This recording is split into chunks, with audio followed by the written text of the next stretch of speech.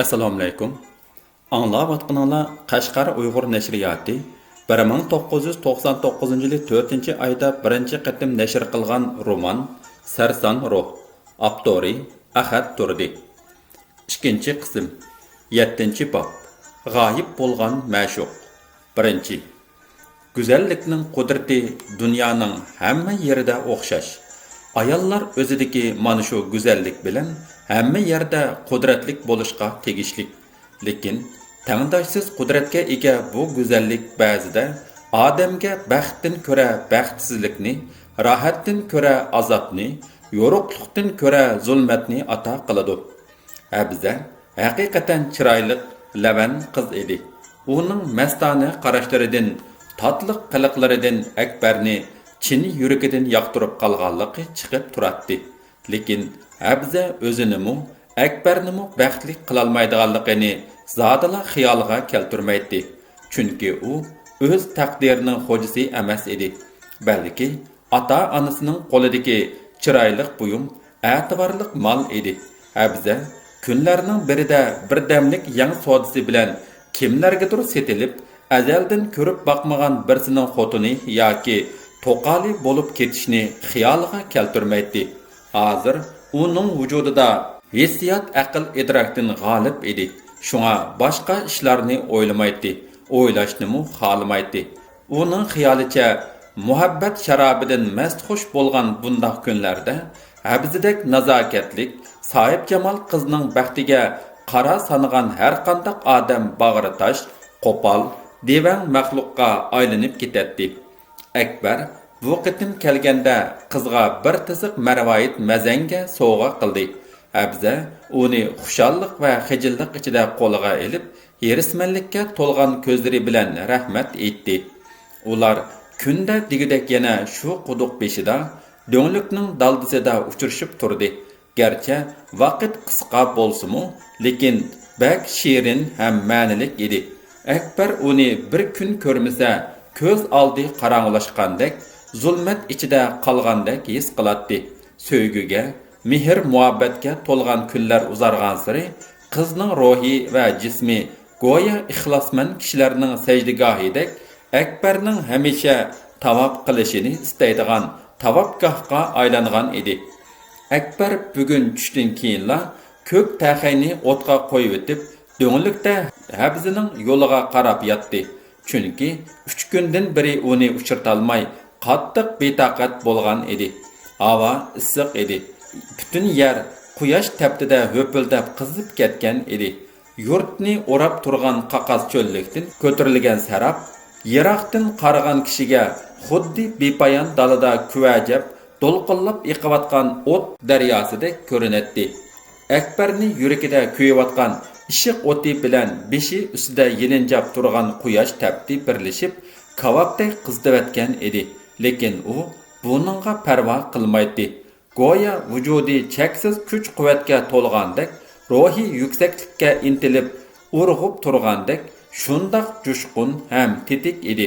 So'ygu to'lgan qalbidan ajoyib yalqinlik bir nido ko'tarilib, bu go'zal xilvat vodining hamma bulung pichqoqlarigacha taraydi. Bu yer insonlarning tunji muhabbati boshlangan muqaddas zamin emasmi? Odam ota bilan Havo ana mushu zamin, mushu tuproqda juplashdi. Ularning pok va o'tliq muhabbatidan odamzod paydo bo'ldi. Ular dunyoga go'zallik, ovatlik, mehr muhabbat ilib keldi. Meningmi tunji muhabbatim mana shu muqaddas zaminda boshlandi. Shunga u ona sutidek pok, mushu tuproqdek issiq. Menmi mushu muborak zaminda Habzi bilan juplashib go'zal kelajak yortiman. Mana shundoq kuch va aqida bilan ruhlangan Akbar issiqqa, ussuzlikqa va yomon ko'zlarning zahar xanda nigohlariga parvo qilmay, ko'zini atigandan biri yo'ldan uzmaydi. Nazarini Habza keladigan yo'lga tikib, majnunlarcha kutib 2 tal yog'och bilan soyvan qilib olgan ko'ngliki uning beshini kunning qiziq taftidan to'sib turadi. Akbar pat yenidagi suvdandan isib qolgan ilmon suvni o'tlab, tashnaligini besib turadi. Akbar ko'z oldida daliyib yotgan tüp-tüz çöl dalining qap o'ttirsida xuddi bir sehriy kuch bilan paydo bo'lib qolgandek ko'rinadigan yurt mahallalarga qarab o'zining 2 oydan biri yepsiz bog'lanib bu avat yurtning faxriy fuqarosi bo'lib qolganligini esladi. Yurt xalqi uni haqiqatanmi yaxshi ko'rib qolgan edi. Naga barmison sadda oq ko'ngil dehqonlar uni hurmatlaydi. Topqinini billa yeydi. Umu ulardan hech narsani ayimidi. Mallarini baha talashmay satdi. Puli yo'qlarga nasib berdi. Ular nimani talab qilsa shuni Makka, Jiddalardan erinmay akilib berdi. Akbarning bu yurtda kirmagan uyi, aralamagan mahallasi qolmadi. U bu yerda bag'janlab o'sib ketgan xorma bonjaliqlarini ko'rib, yurtidagi salqin havoliq daraxtzorliqlarni eslab ketdi. Necha yeriga so'qma qo'yilgan 7-8 faxshliq anjan tamliq qo'roqlarni ko'rib, yurtidagi shirin shikar mevalik bog'varanlarni o'ylab ketdi. Garchi bu yerdagi dehqonlarning tili, rangi ruhi o'xshashmasmi, lekin ularmi yurtdagi dehqonlarga o'xshashla sadda, yavash, kojdalay edi. Agar habza talab qilsa, u mushu yurtda, mushu dehqonlar bilan bir umr yashab qolishga rozi edi. Chunki habza tug'ilib o'sgan bu yurt uningga ona yurtidek suyumlik va yiqimliq tuyulatdi. Quyosh g'arbga qayrilgan bo'lsa-mu, lekin uning tapti yonmagan edi. Akbarning badani kuyib, chimildashqa boshladi. Sudandagi suvmu bargan sari isib, tashnaligini basolmaydigan bo'lib qolgan edi. Issiqdan, ussuzlikdan bearam bo'lgan Akbarning ko'z oldiga ixtiyorsiz yezida o'ynab o'tgan kunlari keldi. Mana ikki tarafı jigda va ziriq chatqallari bilan qoplangan salqin yeza yo'li. Jigda shoxlari orsidan bo'zto'rg'ay, tumuchuq, vichildigan qora qushqashlarning yiqimliq sayrashlari anglanib turdi. O'ng tarafdagi kichik o'stanning guldurmasidan qizg'uch layqa suvning bujg'un chachirtib sharqirgan ovozi keladi. U yerda qip yalang'och yeza bolalarining ba'zisi cho'milib, sakrishib o'ynamoqda. Ba'zi yo'l bo'yidagi ashma qum ustida o'zini oftobga qaqlab yotmoqda. Bularni ko'rib Akbarning suvga cho'milgisi keldi. U o'stan bo'yiga kelib, kiyimlarini yerim yarta silibla guldirmiga sakirdi. Vah, nima degan rohat, nima degan huzur. Akbar ko'zlarini yumib ashu g'oyibona huzur halovatning uzoqroq davom qilishini o'ylab bir pas jimmida turib oldi. Shu chaqda kutilmagan bir vahima uningga yaqinlashib qolgan edi. 3 yigit orqa-orqadan yopirilib kelib, xuddi topqa itilgan qo'zg'ondek Akbarni ching bosmadi oldi. Kimni saqlab yetyapsan? Makonsiz kelgindi, dedi yigitlarning birisi masxira aralash zarda bilan. Yana birisi darhol uningga loqma soldi. Abzining oshiqimish tixi, u o'limtuk. Qizlarni aldırıp nashayan ishlarni qilish shariatda gunohi kabir bo'lganligini bilmamsan? Bu zinaxorni ilib minglar, dedi 3-yigit jiddiy talaffuz bilan. Zinaxorlikning qandoq bo'lganligini bilib qolsin. 2 yigit Akbarni so'rab quduq beshiga ilib keldi. U yerda bir tup arak daraxi bor edi. Ular uning dumbasini daraxtga chaplab o'ra turg'izdi va chiga arg'amcha bilan aylantirib daraxtga bog'ladi. Sen gunohingni bilamsan? Dedi yigitlarning orsidagi bastlik, gijik chashliq birisi Akbarning oldiga devaylab kelib. Sen chiroyliqcha so't sitqini qilmay, nima uchun bu pok tuproqda shariatga qarshi nashayan ishlarni qilasan? Men hech qanday nashayan ishlarni qilganim yo'q, dedi Akbar qat'iylik bilan.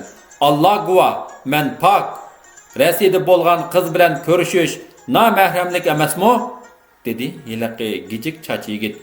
Sen habzining beshini aylantirib, mushu quduq beshida xufiyona ko'rishding. Bugun shuni saqlab yotding. Bu cho'ng gunoh bo'lmaydimi? Akbar bog'liqdan bo'shanmoqchi bo'lgandek yo'lqinib turib varqirdi. Yo'q, yo'q, buning nimasi gunoh? Men habzini o'z singlimdek yaxshi ko'raman. Biz odatlikchilar ko'rishdik. Sen o'limga loyiq. deb vaqirdi. Yana bir yigit qo'lidagi yo'g'on chalmini Akbarga g'azab bilan etib, "Shariatning hukmi shu, sana o'xshash past zinaxorlar chalmi kesak qilinishi kerak. Etinglar, uni chalmi kesak qilib o'ltirayli." Shu gap bilan tang ular 10 necha qadam orqaga chekinib, atrofda chechilib yotgan tosh chalmalarni yig'ib, bas-bas bilan Akbarga etishqa boshladi. Kuchlik, bejirim yigitlarning atgan tosh kesaklari xuddi o'qiyadek vijildab kelib, Akbarning bosh ko'zlariga tegishga boshladi. Birdamdila uning yuz ko'zlari yorilinib, ishib, badallari ko'kirib ketdi. Akbar jon achchiqida Xudoga nola qilgandek varqirashqa boshladi. "Meni qutuldiringlar, menga avval bo'ldi. Men zinoxo'r emas, men gunoh qilmadim." Akbarning nola faryodiga hech kim quloq solmadi. Uning miskin ovozi issiqdan höpillab turgan pinhon cho'l qo'yniga singib ketdi. Bundaq mudish ishlarni o'yin qatorida ko'rib odatlanib ketgan nodon talva yigitlar xuddi mushkka o'yin, choshqonga qiyin degandek Akbarning azob ichida to'lg'inayotganligidan rahatlanib kulib, tosh chalmalarni texmu shiddat bilan etishga boshladi. Akbarning ko'ziga qorong'uchilik tiqildi. Shu qorong'uchilik ichida u o'zini go'yo tuyi yo'q hanga mollaqlab tushib ketayotgandek, turibla beshi qattiq bir narsaga tegib, serqirab og'rigandek, tushib ketayotgan qorong'u bo'shliq barg'ansiri torlashib, uning butun badanini zulmatlik bir narsa qattiq siqib qiynayotgandek, yiqimsiz, qo'rqinchli bir tuyg'u ichida sezdi. Bu tuyg'u Akbarning qardan chiqishga boshlagan nervlarga nihoyatda ojiz signallarni yetkazib, Akbarni o'lim vahimasiga silib qo'ydi. O'lim degan shumidi? U mollaqlab tushib ketayotgan tuvsiz qorong'u bo'shliq go'r lahat o'xshamamdi? Akbarning badallarini og'ritib, jinini qaqishtirayotgani Azroilning qo'li ekanda. Voy Xudoyim-ey, u mushundaq nom nishonsizlar o'lib ketamdi. Akbarning qalbidagi pok, yolqinliq muhabbatchu. Bu muhabbatning kuchi uni bir emas, bir necha o'limdan mo saqlashga yetadi-ku. Odam ota bilan havo ana qani, ular bu dunyoga sevgi muhabbatning urug'ini chechib qo'yib, o'zlari nega ketdi? Akbar bilan Habza ashu sevgi muhabbatdan to'ralgan yangi avlodlar emasmi? Ular nima uchun o'z avlodlarini bundaq jaholatdan, bundaq shafqatsiz azobdan qo'dab qolmaydi? Yo'q, yo'q, men o'lmayman, men yashayman. Akbar go'yo yiliqi tuvsiz qorong'u zulmat ichida chaqnab turgan kichikkina bir nur yorug'likni ko'rgandek ruhlanib, azob ichida ingrashga boshladi. "Meni tortib elinglar, men bu yerda turmayman. Dada, Abza." Shu chaqda Akbarga tegayotgan tosh kesaklar tuyuqsiz to'xtab qoldi. Akbar ig'irlashgan beshini sal ko'tardi. Yerilib ishib, qon uyutmalari qetib qolgan qapqini ta'sda midirlatib, ko'zini yerim yarta ichib qaradi. Butun badani bilan o'zini to'sib, qalqon bo'lib turgan mardona bir gavdini ko'rdi. Bu Ibni Asakir edi. Bovay o'ziga tegayotgan chalma kesaklarni qo'llari bilan arvang-sarvang to'sib barqiravatdi. "To'xtanglar bolalarim, begunoh odamga zulm qilmanglar. O'zinglarga hay beringlar. Kim uni begunoh deydi?" dedi hiliqi gijik chach yigit qo'lidagi singa mushtak chalmini etishqa tamshilib. "U zinoxo'rlik qilib yurtimizni bulg'idi. U o'limga loyiq. Siz nere turing bova?" Bu aralıqda quduq beshiga yiroq yaqindan odamlar yig'ilishga boshlagan edi. Asakir bovay o'ruq, ammo mehribon gavdisi bilan Akbarga etilayotgan tosh chalmalarni to'sgan holda kishilarga qarab so'zlamoqda edi. "Jamoat, bu bola bizning diniy qarindishimiz. Xarji bo'lg'achqa bizning shariat ahkomlarimizdan xabari yo'q. Shunga bundaq chalma kesak qilib o'ltirsak uvol bo'ladi." Yiliqi 3 yigit o'zlarining ishini rost qilish uchun tushdan varqirashqa boshladi. "Nimish uvol bo'ladi? U degan zinoxo'r. Xarji bo'lsa nim bo'pti? Shariat qonuni hammaga o'xshash. Zinoxo'rni chalma kesak qilish haq." Ularning alatag'il vaqirashlari besiqish bilan Akbarning zaif, Ammo ishonchga, samimiyatga to'lgan ovozi asta ko'tarildi. Men zinoxo'r emas, qarindoshlar. Ulug' Qur'on Karimning nomi bilan qasam ichimanki, men zodila zinoxo'rlik qilmadim. Ustimizda Alloh guvoh, menga ishoninglar. Men ishonaman. Men uning zina qilmaganligiga qodir Alloh oldida kepil bo'laman, dedi Asakir bovay ikki qo'lini osmonga ko'tarib turib. Jamoat orasida g'ulg'ula paydo bo'ldi. Bu yerga to'plangan kishilarning hammasi digudek Asakir bovayni hurmat qiladi. Akbarni bo'lsa yaxshi ko'radi. Ular bir necha oylik ilm birim jarayonida Akbarning lavza halol, ko'ngli oq, tili durust yigit ekanligini ko'rib yetgan edi. Hozir ular o'ttirisidagi mana shu ruhiy yaqinlik bilan bir-biriga bog'langan nozik dil rishtasi o'z kuchini ko'rsatdi. Uning ustiga Ibn Asakirdek umrida nurg'un xolis va xosiyatli ishlarni ko'p qilib, yurtda yaxshi nomi chiqqan mo'tvar odamning Alloh nomi bilan uningga kepil bo'lishi jamoatning Akbarga nisbatan texmo cho'nqur hissdoshligini qo'zg'adi. U yer bu yerdan haqqoniy sadolar ko'tarildi. Zinoxo'rlikning dalili qani? Uni nohaq jazolamayli, qisos qaytidi. Jamoatning kayfiyatidagi bu jiddiy o'zgarish Akbarni tosh bo'ron qilib ujuqtirib bo'lgan heliqi uch yigitning birdilla hayvasini sundirib qo'ydi. Ular amalsiz qo'llaridagi tosh chalmalarni neri tashlab bir chetga chiqdi. Bu uch yigit mushu yurtdagi nochi bangvashlar edi. Tamning quliqi bor degandek Akbar bilan Habzining uchrashishi har qancha maxfiy bo'lsa-mu, vaqt uzargan sari kishilarning ko'zidan qochib qutulolmadi.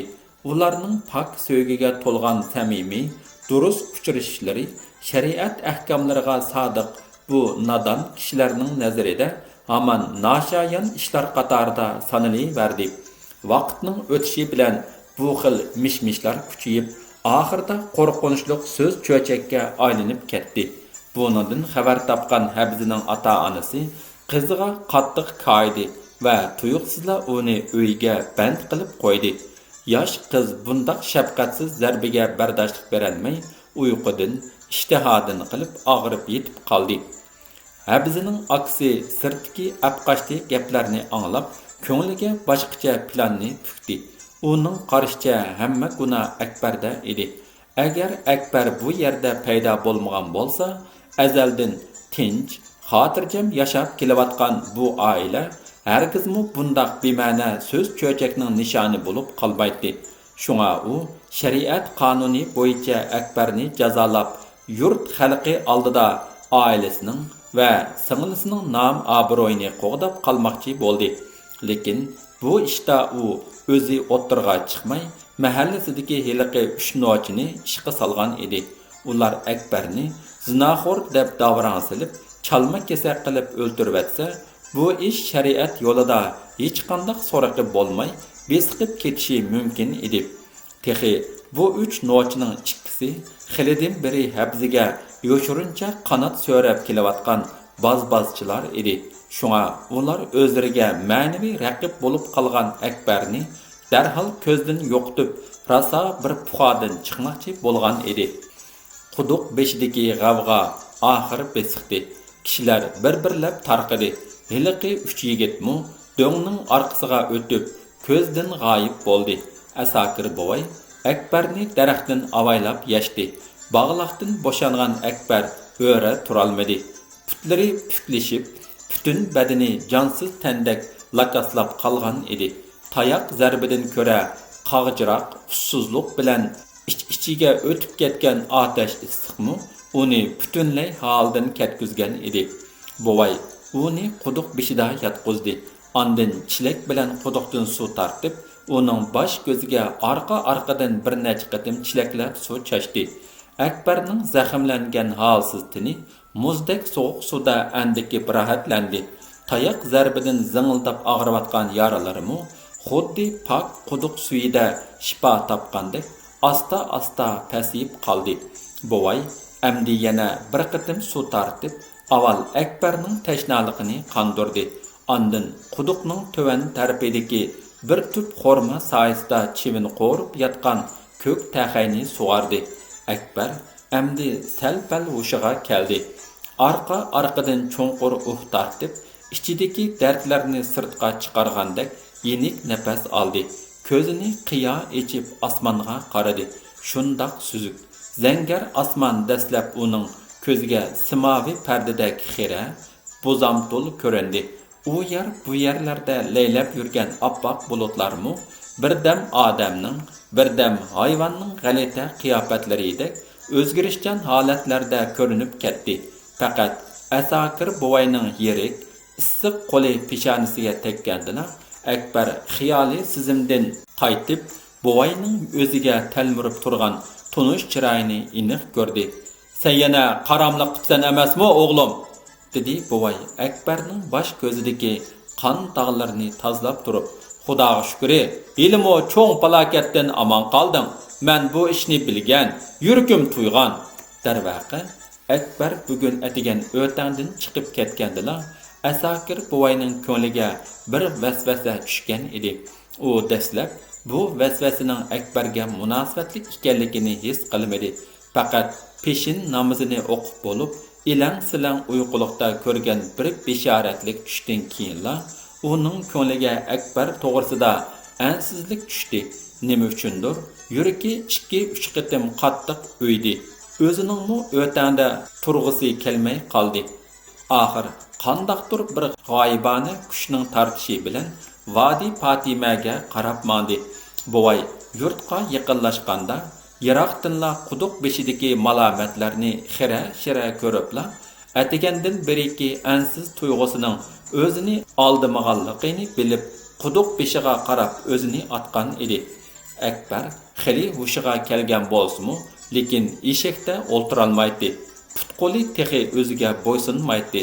Shunga buvay uni nihoyatda tasdiqda ko'k taxayga tag'archilab artdi. Egisi artilganligini sezgan eshak haydamusmu o'ziga tonish bo'lib ketgan yo'l bilan Asakir o'tingi tarafga qarab mandi. Akbar anda munda injiqlaydi.